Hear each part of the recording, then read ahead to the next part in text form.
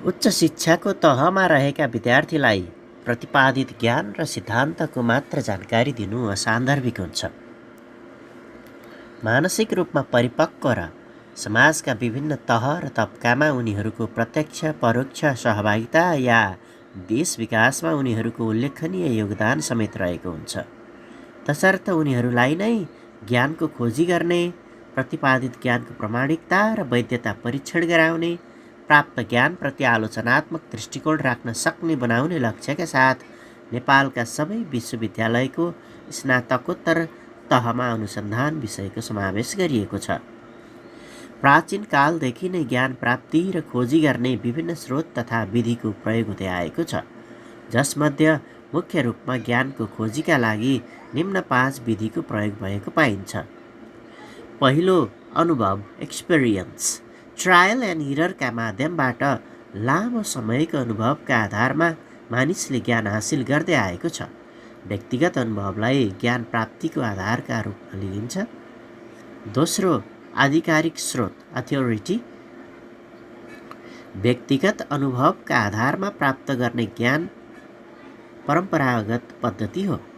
यसबाट प्राप्त हुन नसकेका ज्ञानका लागि कुनै आधिकारिक माध्यमबाट खोजी गर्ने गरिन्छ। तेस्रो, आगमन तर्क अर्थात् इन्डिडक्टिभ लजिक। फ्रान्सिस ब्याकनले सर्वप्रथम व्याख्या गरेको विधि हो यो आगमन तर्क। उनले विभिन्न तथ्याङ्क सङ्कलन गरी त्यसको आधारमा प्राप्त निष्कर्षलाई सामान्यीकरण गरी नयाँ ज्ञान प्राप्त गर्न सकिने कुरामा जोड दिएको पाइन्छ। चौथो, निगमन तर्क डिडक्टिभ लजिक। इन्डिडक्टिभ लजिकको खण्डनको रूपमा डिडक्टिभ लजिक निगमन तर्क आएको पाइन्छ। प्राचीन ग्रिसमा अरस्तुले यसलाई सर्वप्रथम प्रयोगमा ल्याएका थिए। सामान्य कथा वा सूत्रका रूपमा नयाँ ज्ञानको खोजी गर्ने माध्यमका रूपमा यसलाई लिइन्छ।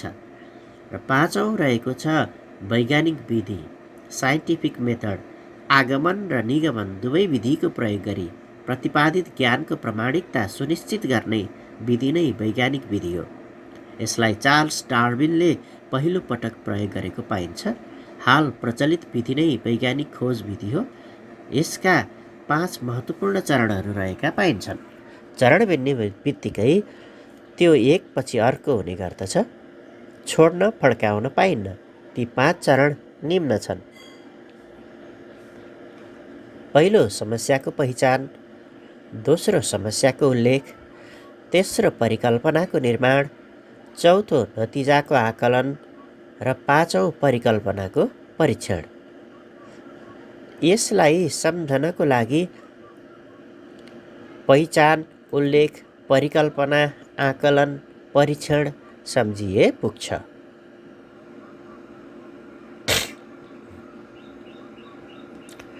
अङ्ग्रेजी शब्द रिसर्च मिडल फ्रेन्च RECHERCHE बाट आएको हो, जसको मिडल फ्रेन्चमा टु गो अबाउट सिकिङ अर्थात् कुनै कुराको खोजी भन्ने हुन्छ।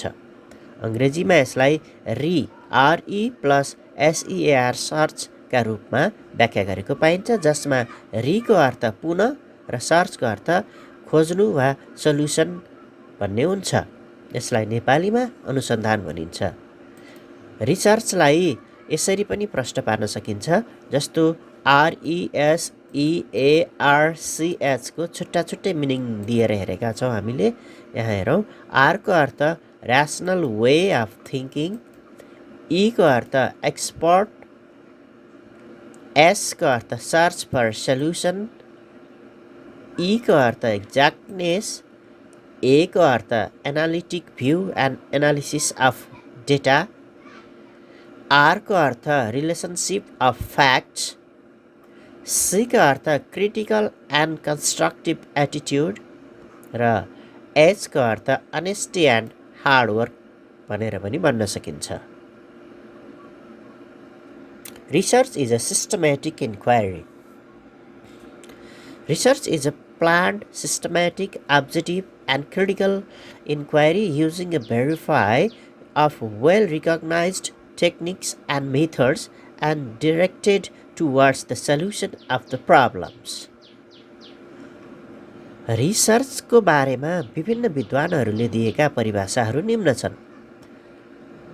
सीसी क्राउफोर्डले 1985 मा दिएको परिभाषा यस्तो रहेको छ, research is simply a systematic and refined technique of thinking employing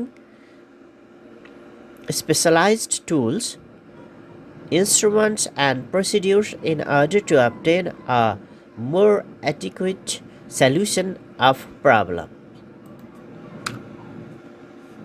त्यसैगरी कर्लिङ्गरका अनुसार scientific research is systematic, controlled, empirical and critical investigation of a hypothetical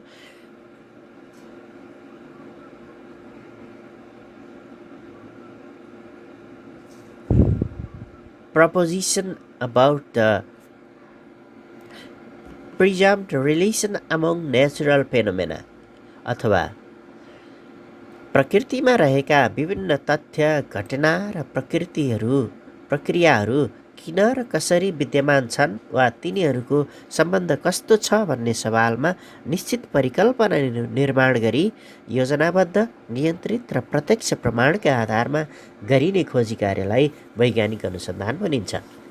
समग्रमा भन्नुपर्दा अनुसन्धान नयाँ ज्ञान प्राप्त गर्ने व्यवस्थित, चरणबद्ध र वैज्ञानिक खोजी कार्य हो भन्न सकिन्छ।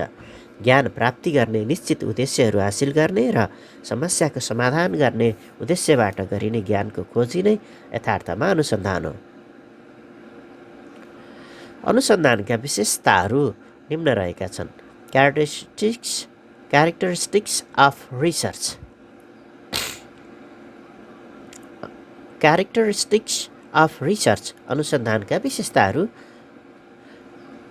पहिलो, यो वैज्ञानिक पद्धति हो।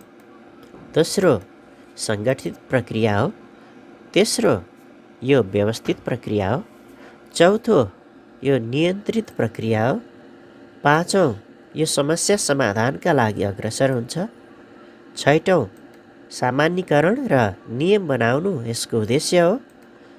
सातौँ, यो अवलोकनयोग्य र अनुभवजन्य अनुभवमा आधारित हुन्छ।